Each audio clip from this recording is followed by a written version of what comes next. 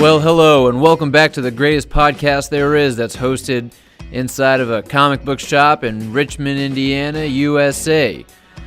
I thought today I'd take some time because I'm riding Han Solo. Nobody's sitting Chewie here, so it's just me piloting the Millennium Falcon.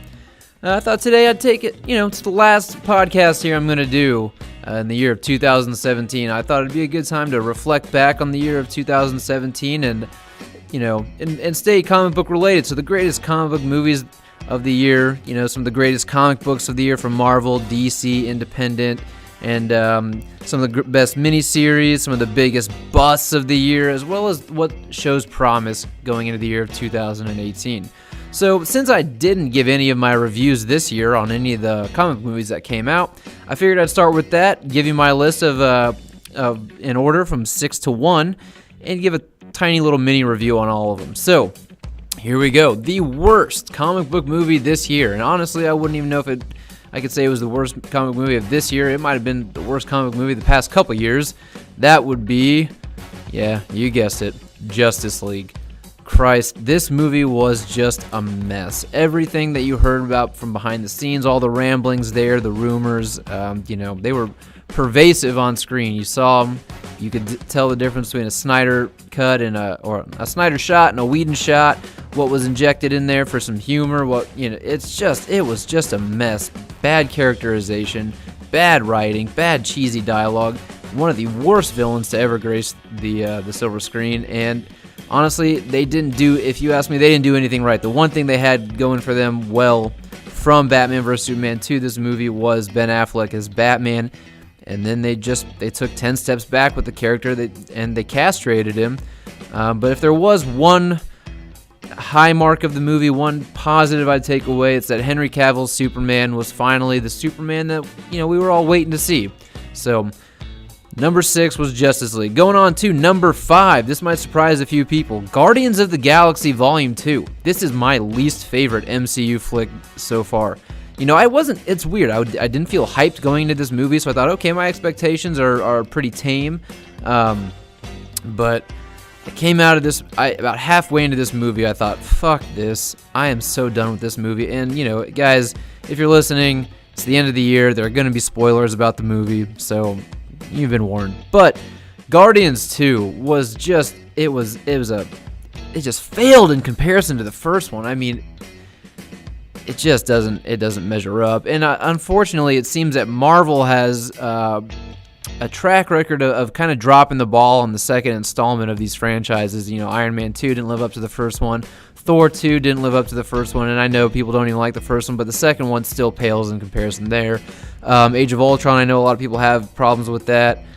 It would seem that the only real sequel that people unanimously agree was better than the first would be The Winter Soldier. And some people think that that's probably the best MCU flick so far, and I wouldn't blame you for thinking that. I was in it. So, but with Guardians 2, the moment I saw David Hasselhoff show up on screen, I was just absolutely done with this movie. The Pac-Man shit, we'd all seen Pixels. It was a callback to that. I felt a little end of the movie of Fantastic Four: Rise of the Silver Surfer. And then, it had the same ending as Phantom Menace. You take out Ego and all the really badly CGI'd purple shit just stops in its tracks. It was just not a good movie. By the time Yondu died, I didn't care. I was waiting for that movie to be over. I went and saw it with two buddies, one of them Shay, who was on the last podcast with me. We didn't really even talk about the movie afterwards. We went and got a bite to eat and moved on with our lives. There was nothing to mull over here. So, 6, Justice League. 5, Guardians of the Galaxy Volume 2. 4 would be Wonder Woman, the saving grace or the highlight of the DCEU for most people. Wonder Woman. What can I say? I'm not a huge fan of it.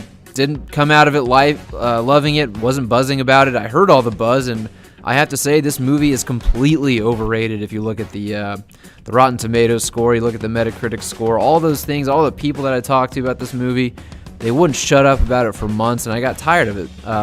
I could go on and on about this movie. It was the best I can say about it. It was semi-competently made.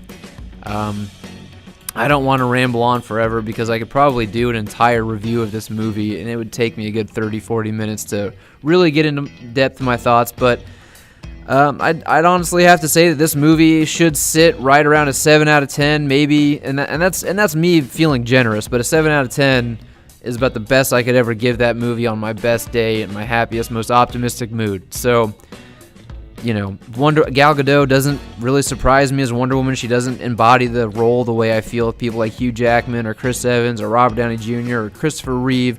She doesn't feel like that. She feels very replaceable. If you told me tomorrow that somebody else is playing Wonder Woman in Wonder Woman 2, I wouldn't care.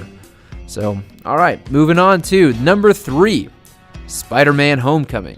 Now, this was a fun movie. It took me a couple viewings to realize that the pacing felt weird for me for a while because it's a 5-act structure film and not a 3. But then when I go back and watch it as a 5-act structure film, I have a great time with it. It doesn't really retread on any of the places we've been before in Spider-Man movies. We don't get to see the death of Uncle Ben. We don't see the spider bite. We go straight off the heels of Captain America: Civil War, seeing Spider-Man there, and they breeze over how he became who he is, and we get a full-on Spider-Man tale. And as a lot of people would say and agree, that we got one of the best villains in the MCU out of Michael Keaton's Vulture. So Tom Holland, easily the best Peter Parker we've ever had, hands down. The suit, it could use a little work. It's not terrible. It's a great look for Steve Ditko's Spider-Man. But the Spider-Man: Homecoming was fun. It was a good time. I rewatched it several times. I have a good time every time I watch it. Hell, why not? The one thing it was really missing for me was the heart that we felt in the first 2 Spider-Man films from Sam Raimi. The sense of duty and responsibility that Peter Parker carries with him. We don't really have that here. We don't see a whole lot of consequence to the things he does. We don't see him having too hard of a time juggling his Spider-Man life and his personal life. I mean, there are instances, right, when he's about to enter the Liz Allen's house party, and we see him on the rooftop. It's a great shot from behind the back. He's up on the roof and he's looking down on the party. He's about to jump in on the suit, and then he leaves Ned and goes to do his thing. It's a lot of fun. Had some great moments, good action pieces, but it didn't really live up to what I was hoping, or what I've always known at Spider-Man to be, which is the selfless hero who's always going to put his duty before his wants.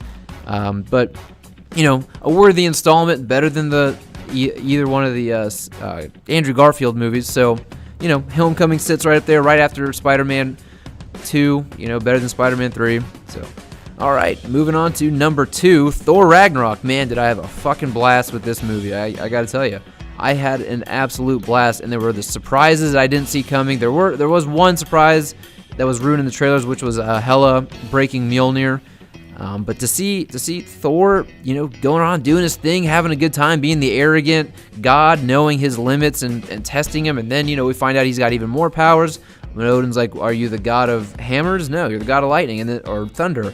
Then we see the lightning. Then we get the badass Led Zeppelin music playing twice. There's a great end battle. Thor and Hulk was a lot of fun. To see them two bicker and back and forth was great. Korg, my God, Korg, what a great comedic relief. I just had a great time with this movie, and I came out buzzing about it the entire ride home. I went to my favorite theater to see it in Westchester, Ohio.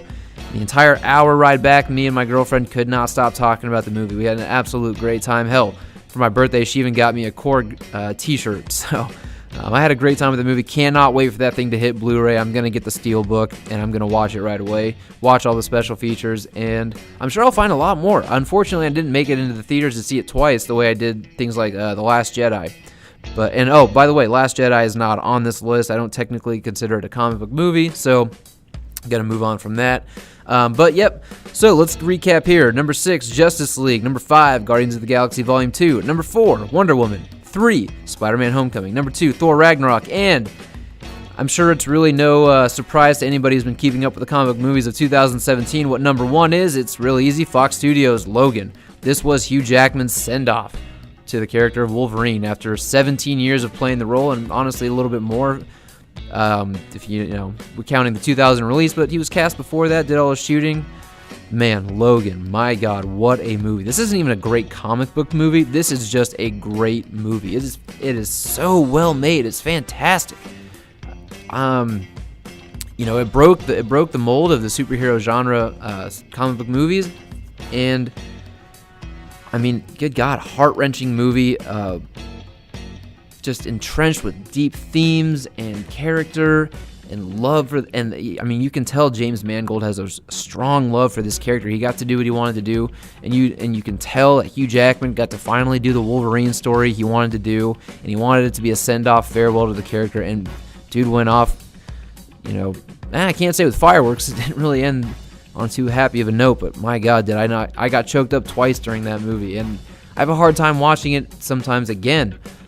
But it's a great flick, and if you have a chance to check it out on Blu-ray and watch the black and white version, I mean, I love that they did that. This is basically a Western film disguised as a Wolverine movie, and it hits all its beats and more. So, number one comic book movie of 2017 is Logan, and I'm so happy to say that there's some buzz about it being up for Best Picture and Best Actor, Best Supporting Actor for Patrick Stewart at the Oscars this year. I really hope just to even see them nominated. I don't care if they win, but to get that acknowledgement would be great, and it'd be a huge leap for the comic book movie genre as a whole. So, good job, Logan. I actually might go and watch that after I'm done with this. All right, so I'm going to move on from the movies of 2017. I'm going to go on to some of the comic books of 2017.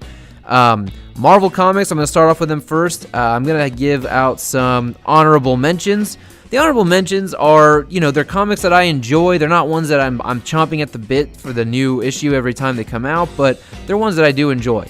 The first honorable mention is going to be Brian Michael Bendis' Defenders. It's just fun to watch these characters interact. I think Bendis has a good hold on some of these characters. Other ones, but he got to throw Deadpool in there in the past couple issues, and he's surprisingly really good at writing dialogue for Deadpool. As any real comic book fan knows, Brian Michael Bendis is leaving Marvel after over 20 years, and he's going over to DC. Rumor is that he's going to be doing a Superman book. I'd really love to see him on a Shazam or Captain Marvel book, but all his titles are going to run till at least February or March, and then he's going to be done.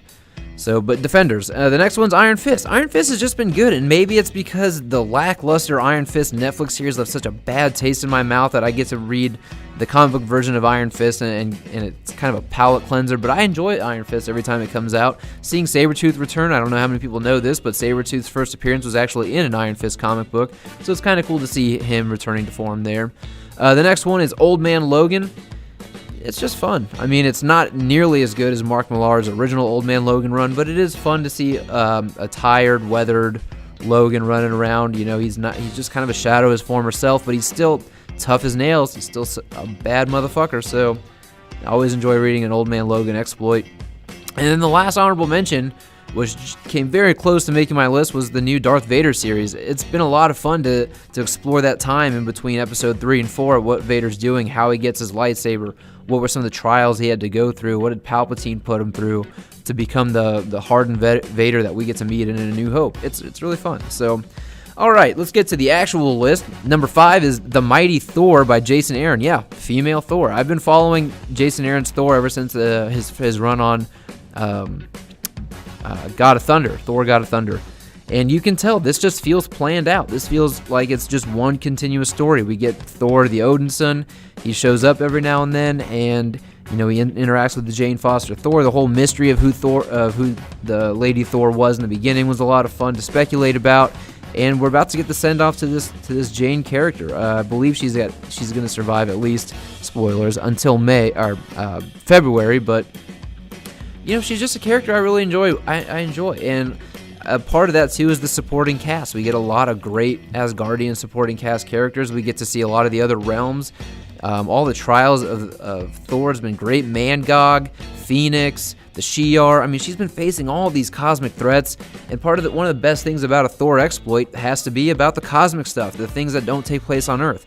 So we've been getting a lot of that. Plus, Malekith is really still very prominent, and there's the whole Senate of the world, and it's a good read. If you haven't checked it out, I'd say start from Jason Aaron's God of Thunder and read all the way through.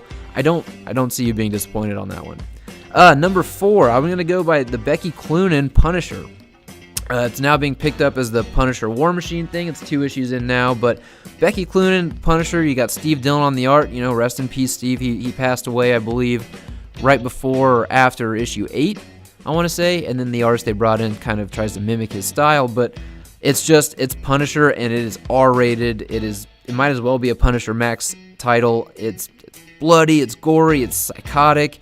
It feels a lot like Jason Aaron's run on Kingpin and Bullseye and his Max run. So it feels like that, and it's a really refreshing read on the Punisher. He doesn't really have to be beholden to the greater Marvel universe and what's going on. He just gets his own story, his own exploits, and it's a good time. It's a good read, and it's brutal. All right, number 3, Infamous Iron Man. Now this series came and went this year. It was a 12-issue thing. Basically, this is just me fanboying here, I can't lie. Brian Michael Bendis is one of my favorite comic book writers, and to see him and Alex Maleev team up, one of my favorite Daredevil runs is him and Alex Maleev. Now he's up there on Infamous Iron Man, and Infamous Iron Man is Doctor Doom taking the mantle of Iron Man, and that's my favorite villain as my favorite hero. His whole, why he's doing what he's doing and how he goes about it. He's basically turning over a new leaf. He realizes he can do better, do good, and do more for the world as a hero. And it was an interesting read. It was an interesting way to take Doom, and I thought they did well, and it's fun to see him interacting with Ben Grimm, and Ben doesn't trust him. Sharon Carter, who's heading up S.H.I.E.L.D. now, doesn't trust him, but he's out there doing it despite these people doubting him. So I thought it was a great run, and now they're kind of both meshing into the new Infamous Iron Man on the search for Tony Stark. Number 2 is Charles Soule, Daredevil. Now, I will say I've come out and publicly stated that Charles Soule's first arc, the first 6 issues, the 10 Fingers series on Daredevil was god-awful. It was atrocious. But it got a lot better. It got so much better. Charles Soule used to be a lawyer himself, so he knows how to navigate that technical jargon really well. So what he's basically been doing is he's been making sure Daredevil, as Matt Murdock, can get vigilantes like Daredevil out on the stand for the guys that they put away so they can testify and make it legal. And they've been going through that while Kingpin's been pushing back on that, behind the shadows and funding this top-notch lawyer to do it. They finally got it through to the Supreme Court, but now that spoilers, Mayor Fisk is Wilson Fisk is now the mayor of Hell's Kitchen.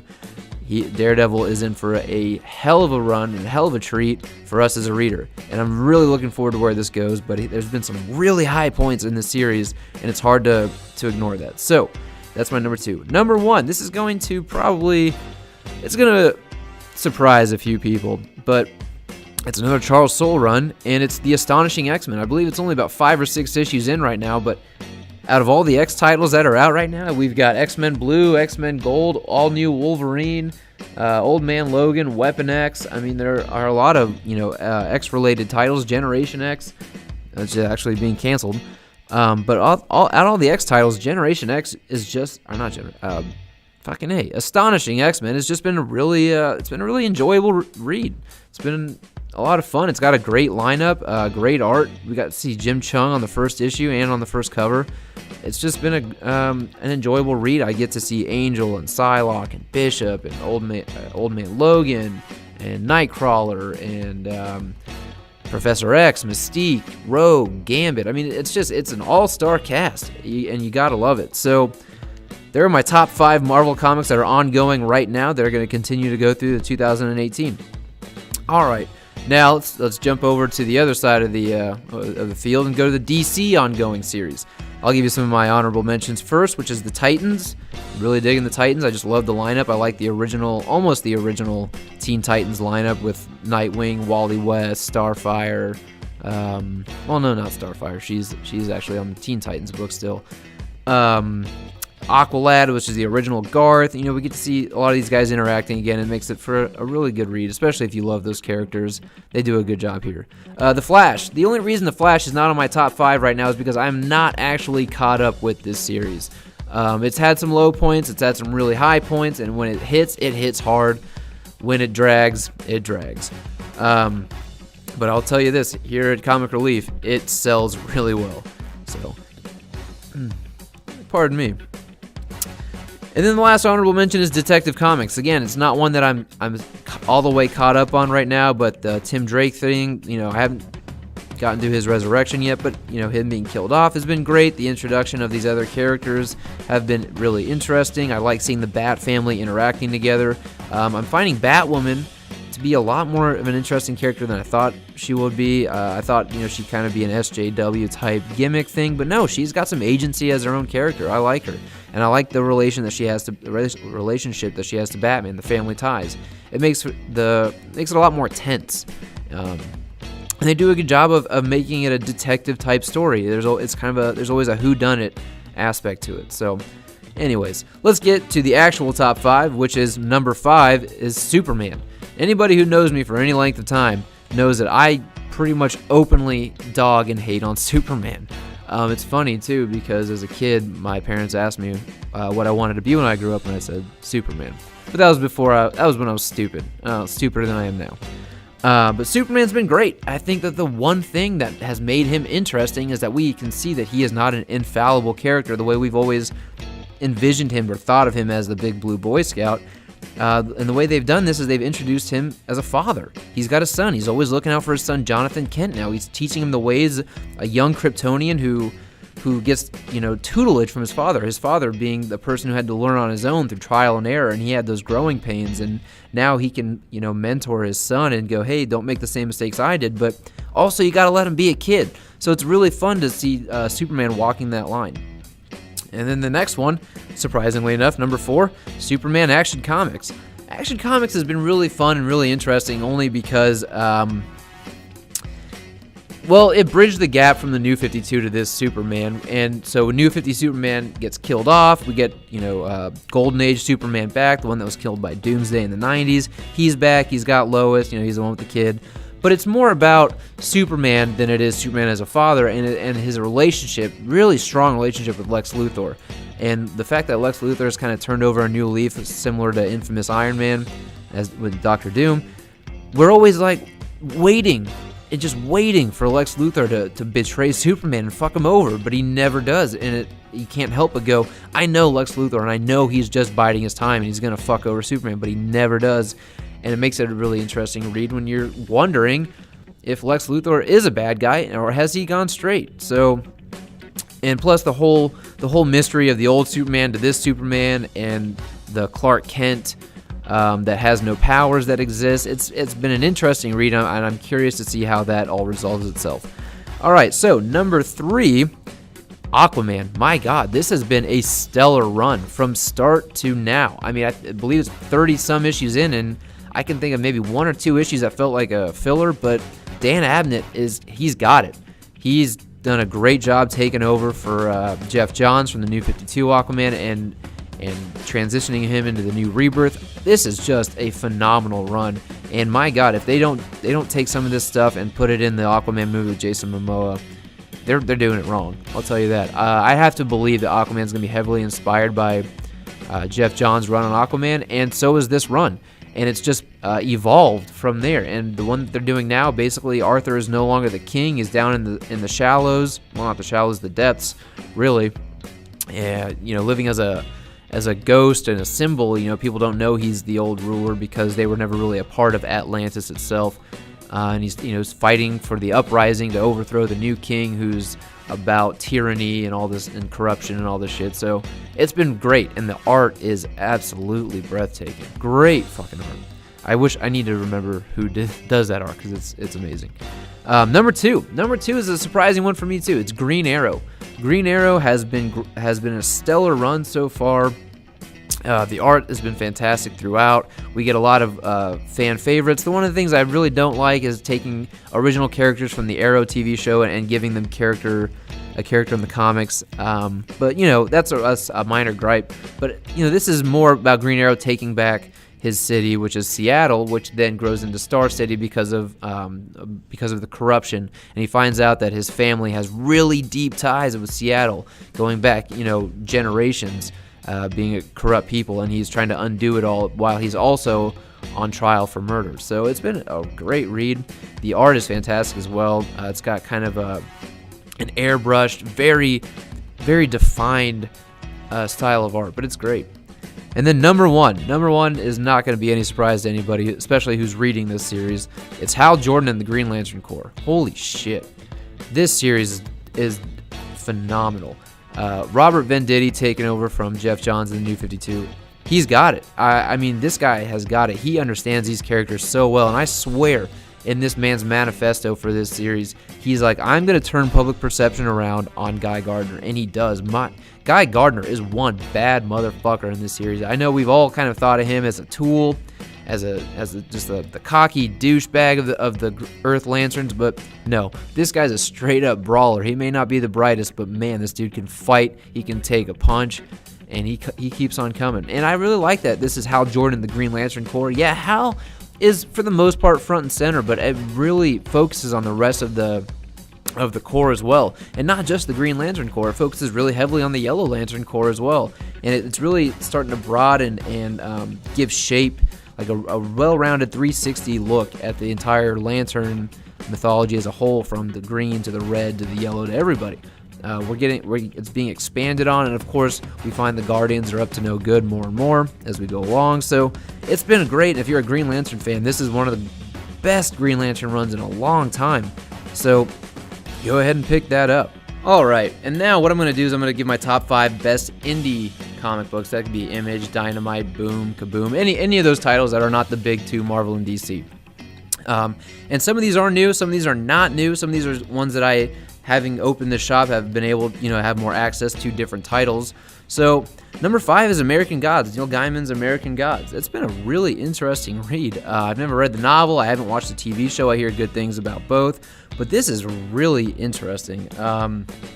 This is one that I don't feel like I can give too much away, even if you've read it or you've seen the show. I don't know how similar they are. I have to assume they are similar. This has a really strong following here at the shop, but it's just really cool to think about these gods interacting as human beings among us, and the way it sadistically goes about. So, number 5, American Gods. Number 4 is one that is just a fun read, and it does a good job of expanding more on mythology of a property. Ever since I was a kid, I never really gave a second glance at, or I never really thought much about outside of what I saw, which was the Mighty Morphin Power Rangers.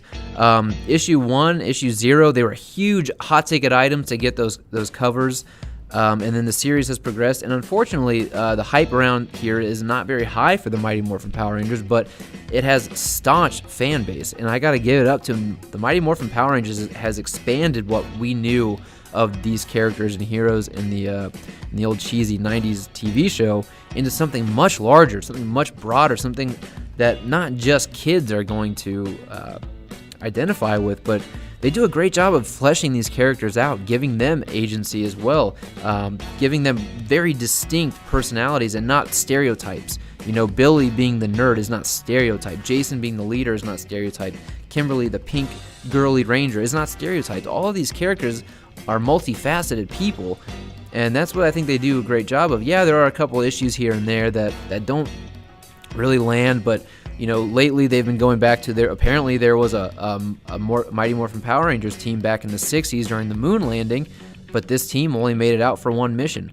And it's just really cool to think, wow, they're really expanding on the fact that it isn't just the 5 that we know, but there have been previous incarnations. Zordon himself was a previous incarnation of the Red Ranger, and it's just, it opens your mind to a lot of things and adds a lot to the Mighty Morphin Power Rangers mythos. So, number 3, I'm really not straying too far from number 4 here, is Go-Go Power Rangers. It's another Power Ranger series that's out, and it's separate from Mighty Morphin.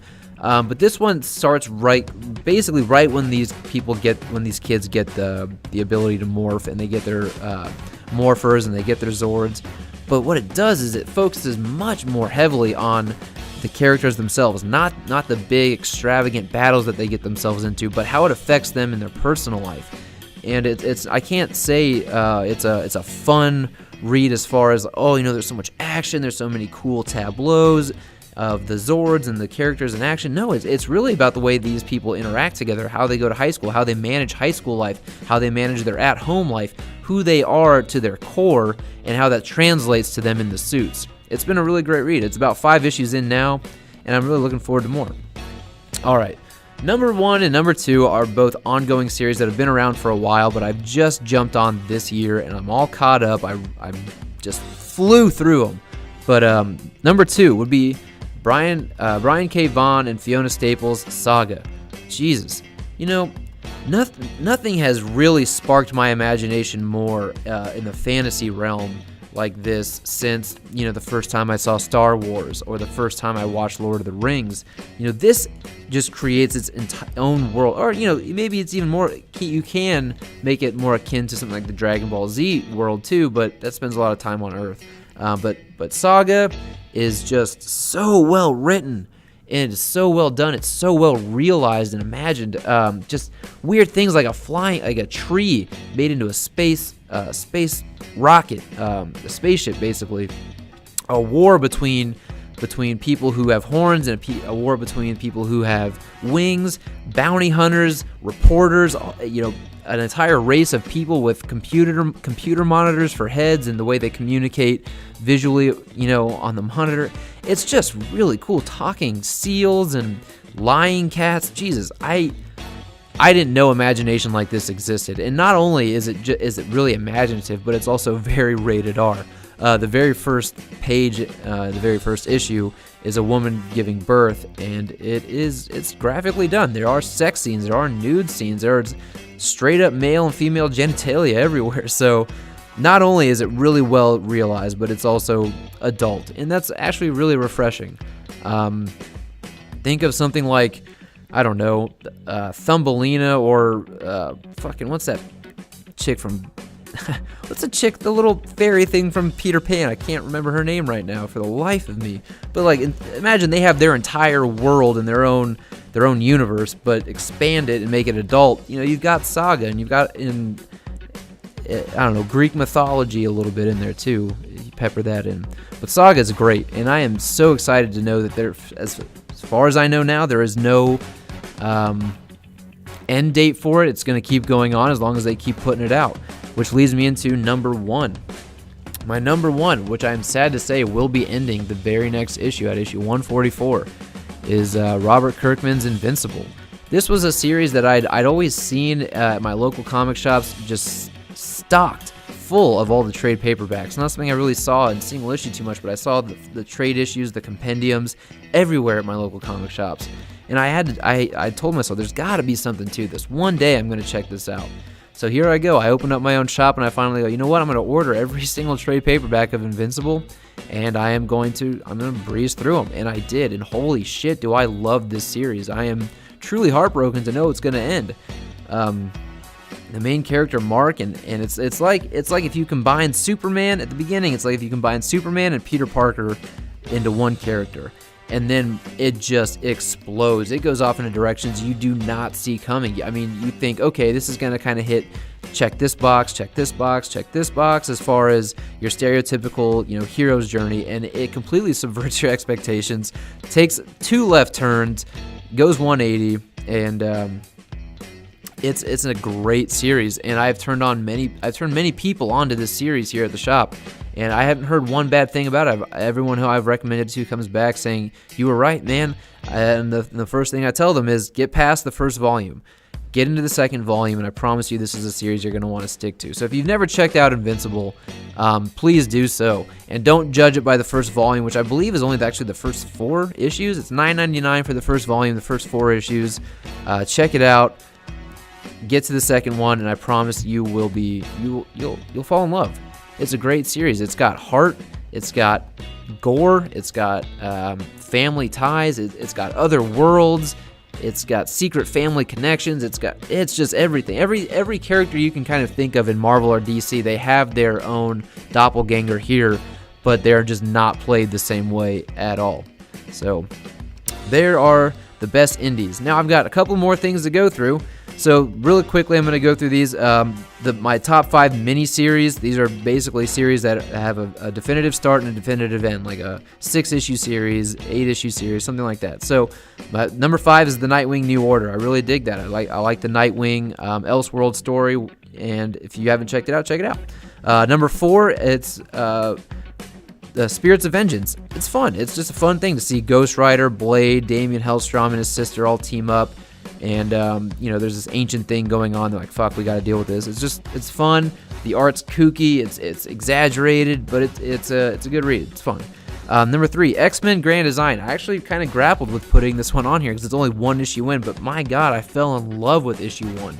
It's a retelling, basically, from the Watcher's point of view of everything that's been going on Earth since the atomic age, basically, or the nuclear age that created all the Marvel Universe, and how it affects the X-Men. And we see other characters that we know and love come in and out of the wings, and at the very end there's almost like a bibliography or a works cited of all the information we've seen on these pages and what issue you can find all that and read the full exploit in. It's really cool, and it's done in old school style art, and the pages look and smell like old comic books that you'd find and dust off from your basement. It's really awesome.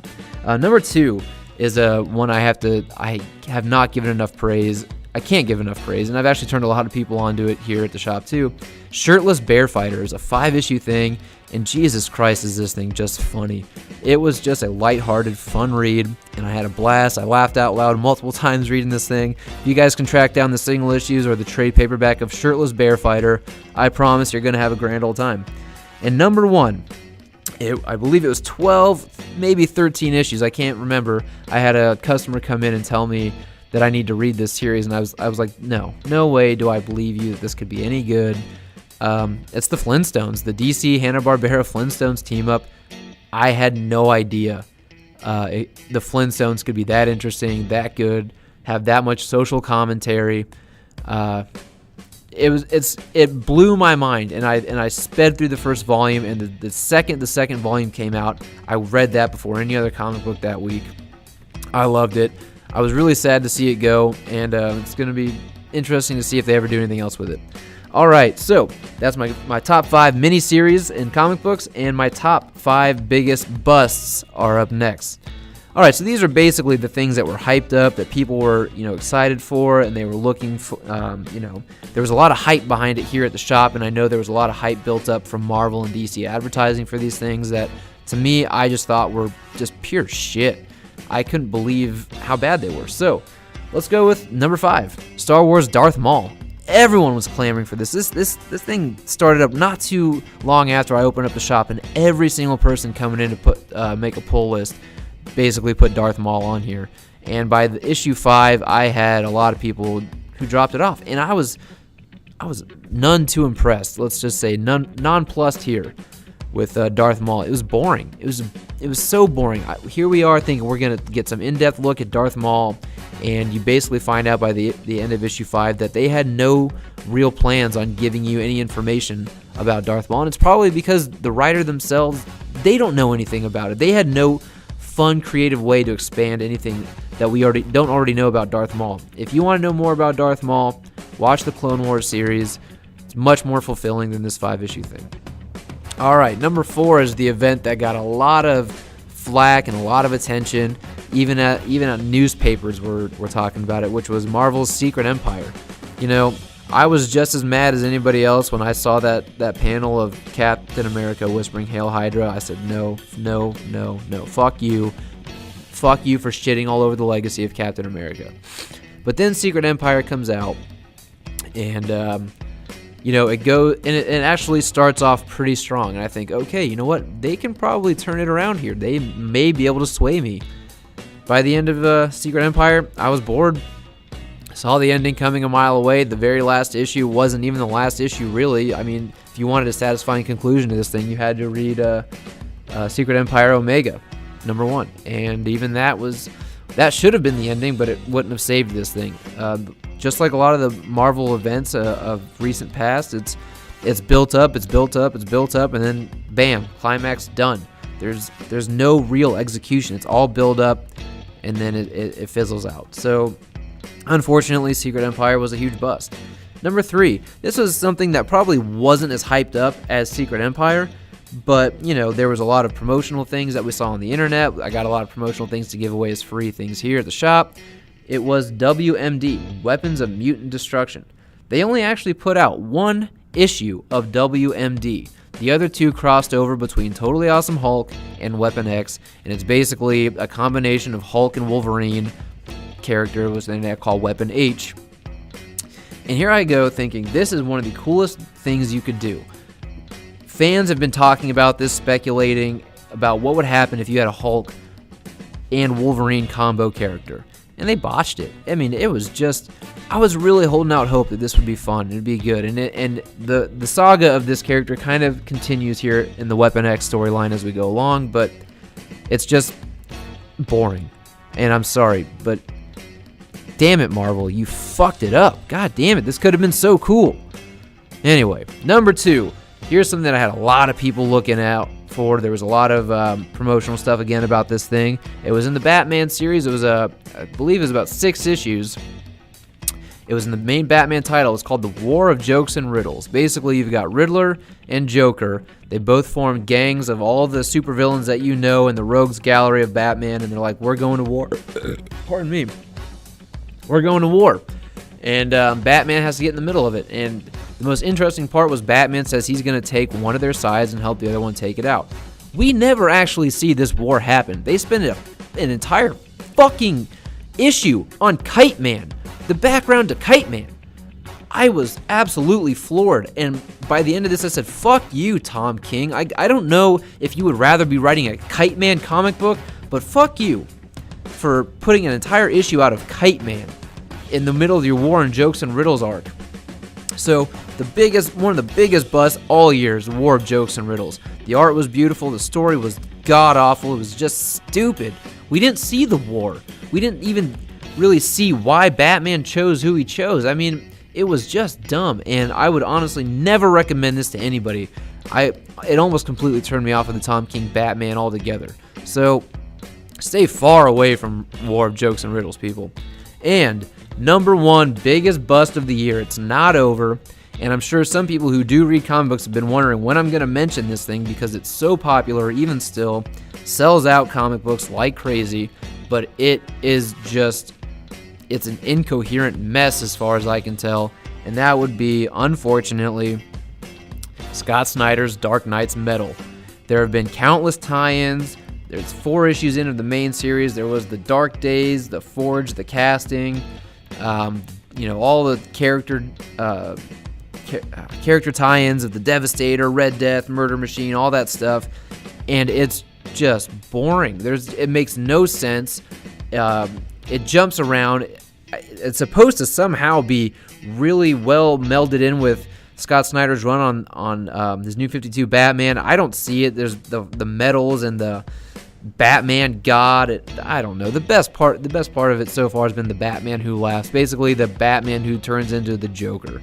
That is the best thing that came out. Even that was just all right. I was lukewarm to it. Everything else, I mean, I was so excited to read this whole thing, and I got nothing. I can't. I've had people come in even today going, I want to read Dark Knight's Metal. I go, wait for the trade. You're not going to find the single issues, and honestly, even then, I probably wouldn't pick the trade up if I were you. This thing is the biggest bust of 2017, and it's supposed to carry on until at least March of 2018, and I will continue reading it because I'm going to have to be able to talk about it, but I honestly hate this thing. I hate it. To me, it's a gimmick. The best thing about this is all the shiny covers you can get. That's about it. So, all right. Since I don't want to end 2017 on a low point, I wanted to talk about my top 5 real quick of the titles that I think show promise going into the new year. So, I talked about this one already. Number 5 is Daredevil. I think Charles Soule Daredevil shows a lot of promise, and it may be one of the best arcs Daredevil's had in a long while, which is basically taking down Fisk with the legal system as now he is the mayor of Hell's Kitchen. And I see a lot of allegory here, or a lot of parallels. I'm sure it's not unintentional to the Trump administration and Fisk and the connections you can draw between the two. But I think that this Mayor Fisk thing shows a lot of promise. I'm really excited to see where it goes, what tact Daredevil uses to take him down, or if he does at all. Daredevil got himself into quite a bind the past couple issues. So Daredevil is at number 5. Number 4, the one that shows a lot of promise to me, and I think it's going to be a limited series, the way its cousin is, and that's the Jetsons. The Jetsons is 2 issues in right now, and it reminds me a lot of what we had going on with the Flintstones, and it might be a bit more of a linear story than what we had with the Flintstones. The Flintstones seem to be kind of glimpses into the lives of bedrock friends there. But The Jetsons is really interesting social commentary again. It takes a great new spin twist on the characters that we know, and it's much more adult-oriented, and I really am excited to see what happens by the end. Number 3, I think that shows a lot of promise, is the Phoenix Resurrection. Now, this is going to be coming out every week for 5 weeks, and then we're going to see it transition into X-Men Red, which is Jean Grey leading another X-Men title. But so far with Lionel Yu doing the art, and right now it escapes me. I think it's Rosenberg who's doing the writing. It's interesting. That first issue had me kind of hooked. I'm curious to see where it goes, and I've got a lot of questions about it. I'm curious to see the answers too. But it's showing promise now, and we're not going to get another issue of it until January. Or no, that's not true. But it won't finish until January. So, let's just see what happens. It, again, shows promise. It has a strong first issue start. Number 2 is The Punisher. Now, it's not Becky Cloonan writing anymore, but it's basically the Punisher is now War Machine. And what better person to be War Machine? I mean, the guy already is a War Machine. He is a one-man army. Put him in a War Machine Iron Man suit and see the kind of havoc he can wreak. Hell yeah, sign me up. I'm all in. And number 1, I wasn't going to put this on until I just recently read the second issue of it, but it's Doomsday Clock. Basically, the Watchmen universe mixes with the DC universe, and the questions it poses in issue 2 have me very intrigued. Issue 1 really didn't do a whole lot, but with issue 2, I'm very intrigued to see where this goes now. I think Jeff Johns is doing a good job of making the Watchmen universe his own, but also paying respects to Alan Moore, who wrote the original. The style with Gary Frank doing the art is very interesting. It's a nice throwback, but in issue 2, the way Ozymandias and Lex Luthor and Rorschach and Batman, they're meeting up now for the first time. It's really interesting, and then the questions it poses about these characters and the heroes of this world and how they got their powers, it's got me very intrigued. So those are my top 5 showing the most promise that I can think of right now going into 2017. Very excited in February for Black Panther to come out. I think that movie is going to be a lot of fun. I'm sure we'll talk about that more as it approaches. But guys, I've had a great year 2017 opening up this shop. I opened it up this past January, going on 1 year. January 12th, I'll be celebrating the 1 year of being open. That's exciting for me. It's been a new chapter of my life. It's been a great time. I've had a lot of fun, a lot of ups, a lot of downs, a lot of stress, a lot of happiness. But I'm very grateful for it. And if you listen this long, I hope you took away something about this. I hope some of the comic books that I talked about maybe pique your interest, and you go to your local comic shop and with enough intrigue to pick it up and give them a read. Guys, feel free to comment below. Share this video if you feel it's so worthy. Subscribe to the channel if you haven't already. And I will see you guys in 2018. Take care.